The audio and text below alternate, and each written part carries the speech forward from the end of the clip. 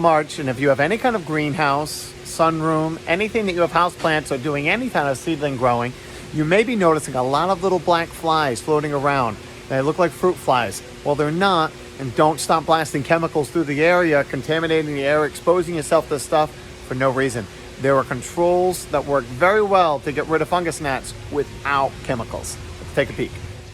Sure enough, every year at this time of year, when we're growing a few crops inside our greenhouses, or we have leftover plants from last season, the air is warming up, the ground is still going, but what happens is the plants don't dry out as fast as they do in the summertime. And so you can start getting all these little fruit flies, but they're not fruit flies at all. They're actually fungus gnats. They're feeding on the algae inside the soil, and usually they're not. The larvae is down inside the soil, and many times the larvae can do some damage to certain crops if they get prevalent enough.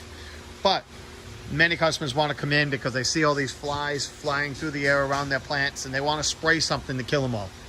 These sticky tabs work extremely well. I use them all on commercial production, and we just set them up periodically throughout the plants, and it eradicates. This whole section here where we have all the pansies growing out used to get swarming with those fungus gnats, but not anymore. Just keeping a few strategically placed in the trouble areas knocks them out, and what it is basically just glue.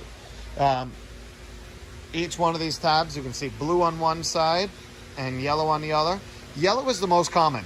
You can see they're just attracted to the color, and then they get on there and they get stuck and they can't leave and go and breed and lay more eggs.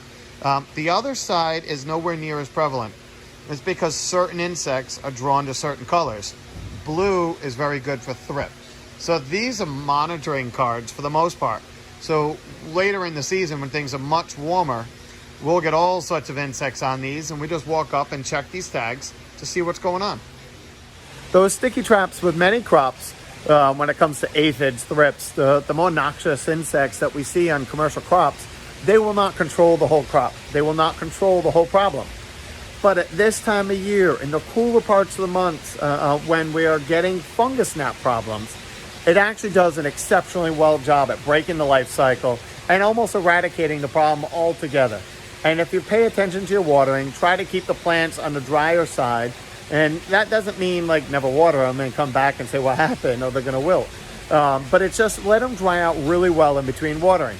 Then saturate them and then let them dry out really well. And if I have a really deep pot, so a big 12-inch planter, and the plant's not actively growing, you don't have to saturate that whole thing at this time of year. Maybe just give it a half gallon of water when it may take a gallon to really, if I had a big 12-inch planter inside a sunroom.